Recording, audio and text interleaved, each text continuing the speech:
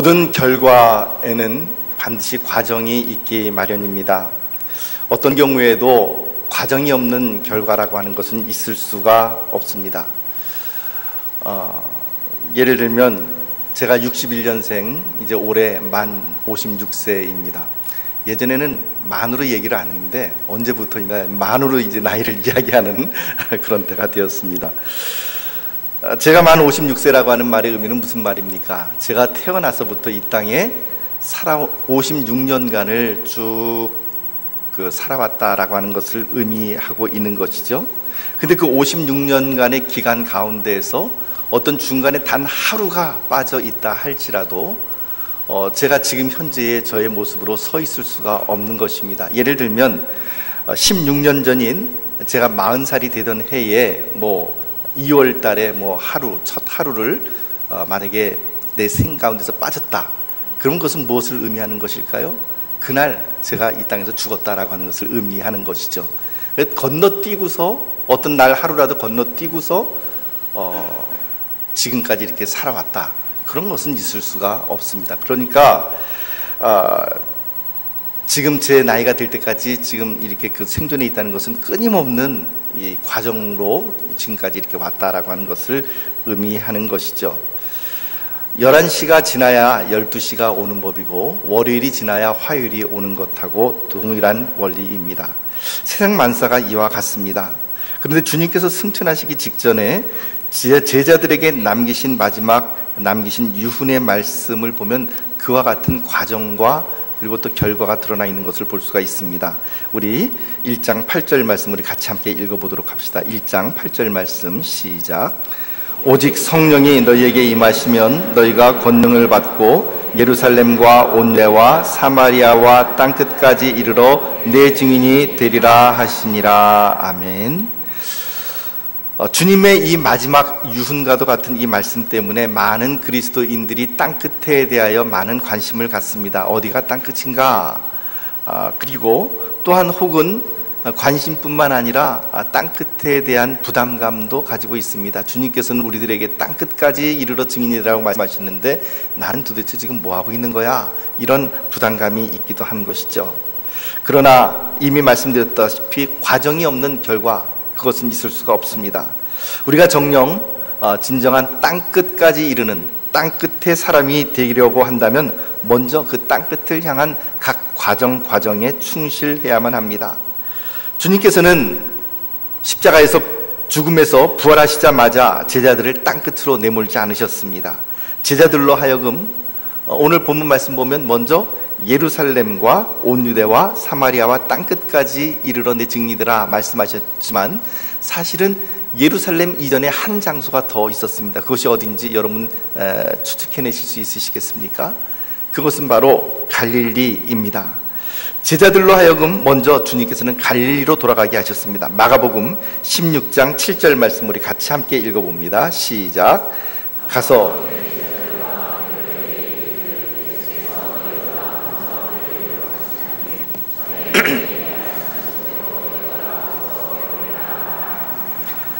예수님께서는 제자들에게 끊임없이 십자가를 지시기 전부터 제자들에게 말씀을 하셨죠. 인자가 예루살렘에서 장로와 그 장로들과 서기관들에게 고난을 받고 죽임당한 이후에 3일 만에 다시 살아날 것이다. 그리고는 예수님께서 뭐라고 말씀하시냐면 이제 내가 그 이후에 내가 너희들을 갈릴리에서 보게 될 것이다 라고 말씀을 해주셨습니다. 부활의 순간을 목도한 여인들에게 천사가 지금 전해주는 말도 그거죠. 가서 그의 제자들과 베드로에게 이르기를 예수께서 너희보다 먼저 갈릴리로 가시나니. 어디로 간다고요? 갈릴리로 가시나니 전에 너희에게 말씀하신 대로 너희가 거기서 즉 갈릴리에서 그분을 뵙게 될 것이다 라고 그렇게 전해주고 있습니다. 왜 갈릴리인가 라고 하는 부분에 대해서 예전에 제가 한번 설교를 한 적이 있습니다. 그것은 갈릴리는 예수님과 제자들과의 첫사랑의 장소이고 그리고 예수님과의 첫 만남이 있었던 그런 장소이다라고 하는 부분으로 그 당시에는 제가 말씀을 전했습니다만은 오늘은 갈릴리를 전도라고 하는 측면에서 좀 새롭게 조명을 해보기를 원합니다.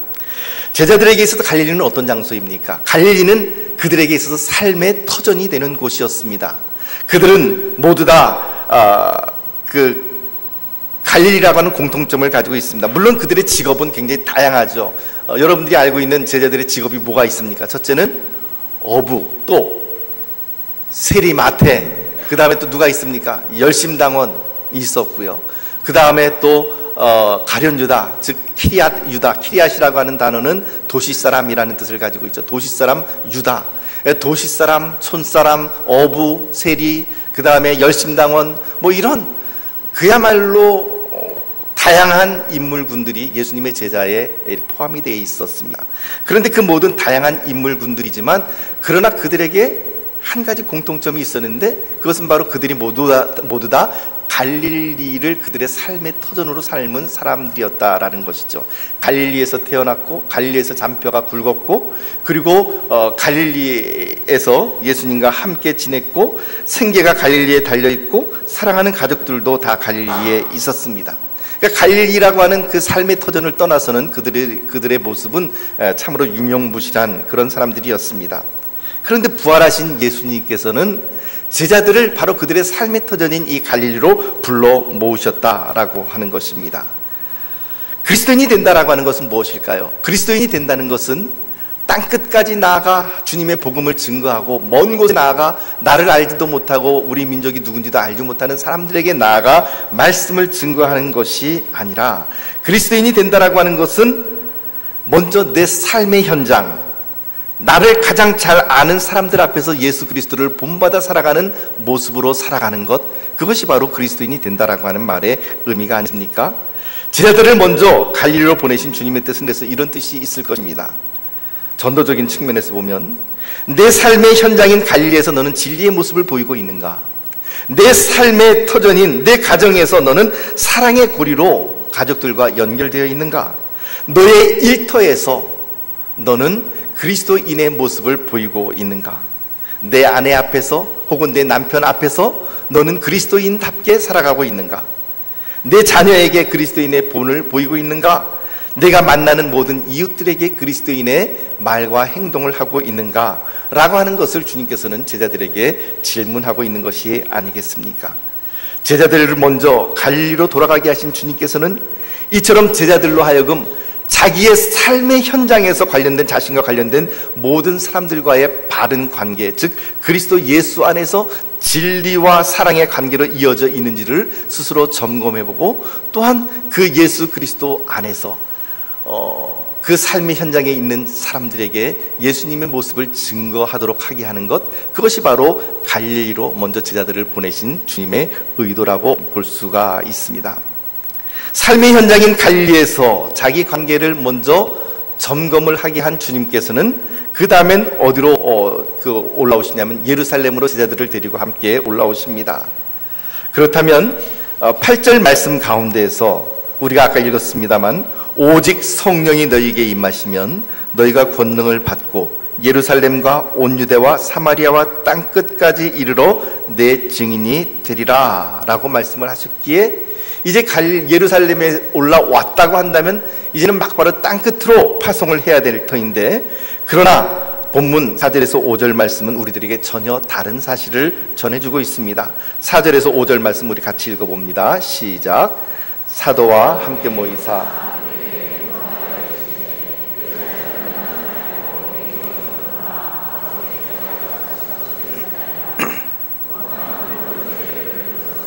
너희는 몇 날이 못되어 성령으로 세례를 받으리라 하셨느니라.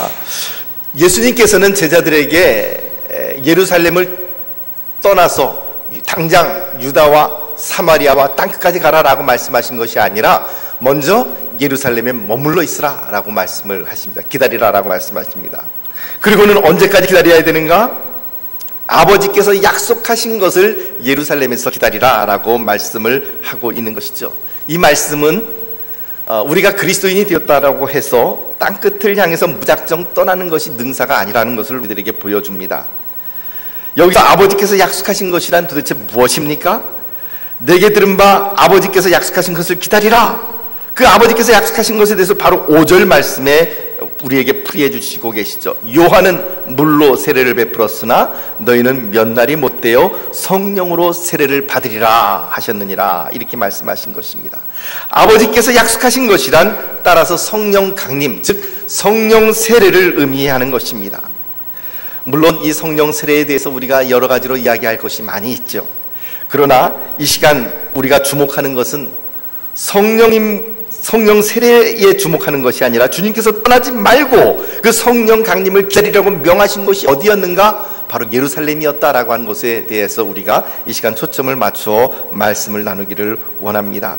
예루살렘을 떠나지 말고 예루살렘에서 성령님의 모습, 성령님의 임재하심을 기다리라고 명령하신 것이죠. 사실 제자들은 갈릴리 사람들입니다. 갈릴리는 그들의 삶의 터전이었고 그들에게 아주 익숙한 장소였지만 예루살렘은 사실은 그들에게 그렇게 썩 익숙한 장소는 아니었습니다.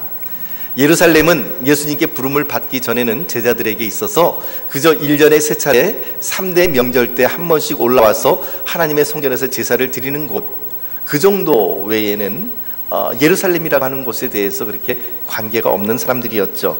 그러나 예수님께서 이제 그들을 제자로 부르시고 난 이후에 그들은 주님을 따라다니며 예루살렘과 굉장히 밀접한 연관을 맺게 됩니다. 예수님께서 성전에서 가르치신 곳이 바로 예루살렘이었습니다. 그리고 또한 고난과 부활의 현장 역시 예루살렘이었고요. 그리고 예수님께서 승천하신 곳도 바로 예루살렘이었습니다. 이를테면 예루살렘은 주님의 부르심을 받은 제자들에게는 갈릴리에 못지않은 두 번째 그들의 삶의 현장이라고 말을 할 수가 있는 것이죠. 예루살렘의 히브리어의 뜻은 이르샬롬, 즉 평화의 성읍이라고 하는 뜻을 가지고 있습니다. 따라서 제자들에게 주님께서 예루살렘을 떠나지 말고 라고 하는 말은 평화의 성읍을 떠나지 말고 성령께서 너희에게 아버지께서 약속하신 성령께서 너희에게 임하실 때까지 너희가 그곳에 머무르라 라고 하는 말씀이죠. 평화의 터전을 지키며 그곳에서 성령 강림을 기다리라 라고 하는 말의 의미입니다. 이 말의 의미는 무슨 말입니까? 우리가 땅끝으로 나가기 전에 먼저 우리가 머물러 있어야 될 것은 바로 평화의 장소 예루살렘이라고 하는 것이죠. 사랑하는 성도 여러분, 이 말을 좀 비유적으로 한번 좀 생각을 해봅시다. 주님께서 갈릴리로 제자들을 먼저 부르셨는데 갈릴리는 어떤 곳이라고요? 갈릴리는 그들의 삶의 터전이라고요. 그렇다면 오늘도 주님께서는 우리들을 먼저 갈릴리로 불러주시는 것이 아니겠습니까? 먼저 주님께서는 우리들로 하여금 삶의 터전 가운데서 우리를 불러주십니다.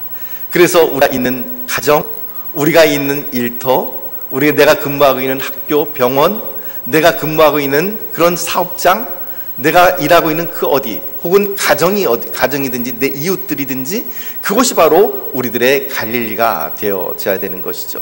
그렇다면 예루살렘은 어디 있겠습니까? 예루살렘은 바로 교회에 비유할 수가 있는 것입니다.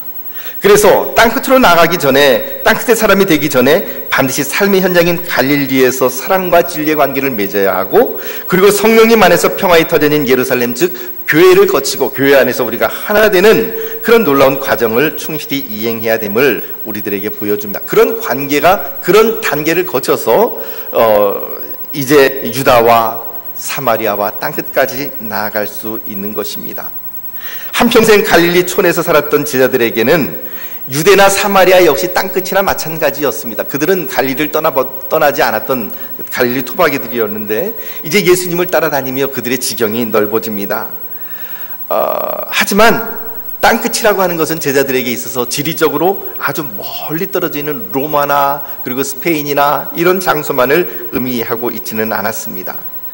사실 어디가 땅끝일까요? 지금 우리들에게 보면 죽어가는 영혼이 있다고 한다면 그것이 바로 땅끝이라고 말을 할 수가 있는 것이죠.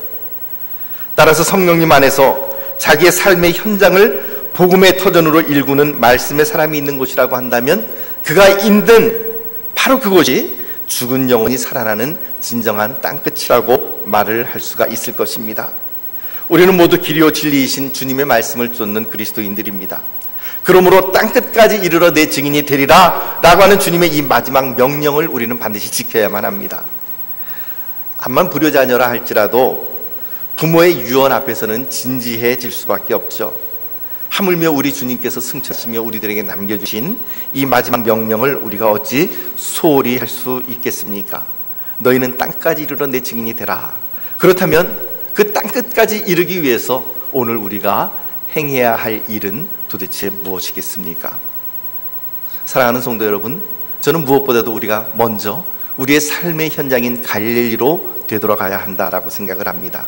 그 갈릴리에서 아내와의 관계, 남편과의 관계, 부모 자녀과의 관계, 동료와 이웃과의 관계가 진리와 사랑으로 이루어져 있는지를 점검하고 거기에서 그리스도인의 향기를 드러내며 거기에서 바로 우리가 하나님의 말씀을 증거하는 자들로 살아가야만 하는 것이죠.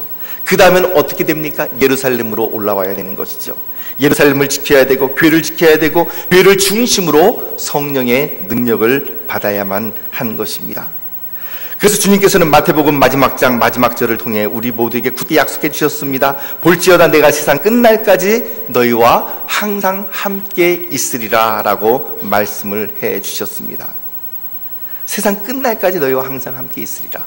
주님께서는 육신을 가지신, 즉 부활의 육신으로 이제 하늘로 승천을 하셨습니다. 그런데 그 부활의 육신을 가지고 계신 주님께서 어떻게 세상 끝날까지 우리와 함께 계실 수 있다라고 하는 것일까요? 그것은 바로 주님의 영이신, 즉 예수 그리스도의 영이신 성령님으로 말미암아, 성령님께서 우리와 함께 계심으로 말미암아 이 말씀이 성취가 되는 것입니다. 우리는 2000년 전 제자들처럼 예루살렘에서 성령 강림을 기다릴 필요는 없습니다.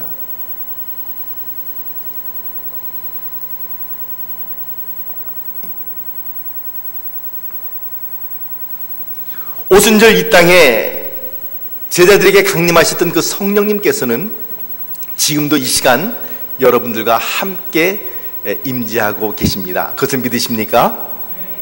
그것을 어떻게 믿을 수 있을까요? 어떻게 알 수 있을까요?